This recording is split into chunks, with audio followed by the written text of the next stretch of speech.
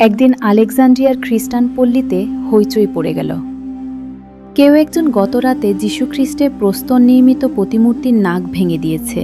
কেউ একজন গত রাতে যীশু খ্রিস্টের প্রস্তর নির্মিত প্রতিমূর্তির নাক ভেঙে দিয়েছে। এটা একমাত্র মুসলমানেরই কাজ। আর কে এমন করতে পারে? তুমি কি বলছো? আমরা জানি না কি হয়েছে। খ্রিস্টান নেতারা মুসলিম সেনাপতি আমরের কাছে এলো বিচার ও অন্যায় কাজের প্রতিশোধ দাবি করতে। আমর সব শুনলেন, শুনে অত্যন্ত দুঃখিত হলেন।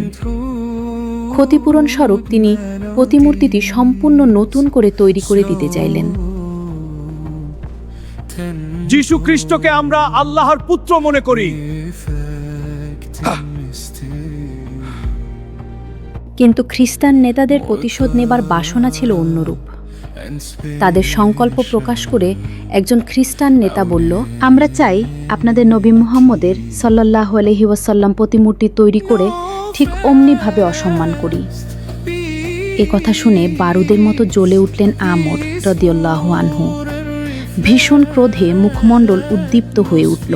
কিছুক্ষণ নীরব থেকে নিজেকে সংযত করে নিয়ে তিনি খ্রিস্টান বিশপকে লক্ষ্য করে বললেন, আমার অনুরোধ, এ প্রস্তাব ছাড়া অন্য যে কোনো প্রস্তাব করুন, আমি তাতে রাজি আছি।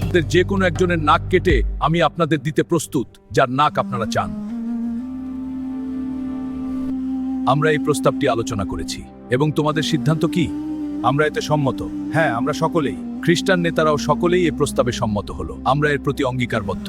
পরদিন খ্রিস্টান ও মুসলমান বিরাট এক ময়বার সবার সামনে হাজির হয়ে বিশপকে বললেন, হে বিশপ, আমরা এখানে শান্তি ও ন্যায়ের জন্য এসেছি। হে বিশপ, আমরা আপনার শর্ত শুনতে প্রস্তুত জেনারেল। এদেশ শাসনের দায়িত্ব আমার। যে অপমান আপনাদের, তাতে আমার শাসন দুর্বলতাই প্রকাশ পেয়েছে। তাই তরবারি গ্রহণ করুন এবং আপনি আমার নাসিকা ছেদন করুন। এই কথা বলেই তিনি বিশপকে একখানি টিকলেন। জনতা স্তব্ধ হয়ে দাঁড়িয়ে আছে, খ্রিস্টানরা স্তম্ভিত। সৈন্যটি এগিয়ে এসে বিশপের তরবারি নিচে নিজের নাসিকা পেতে দিল।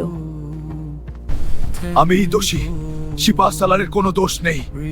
আমি মূর্তির নাসিকা কর্তন করেছি, এইটা আমার হাতেই আছে। স্তম্ভিত বিশপ, নির্বাক সকলে। বিশপের আন্তরাত্মা রোমাঞ্চিত হয়ে উঠল।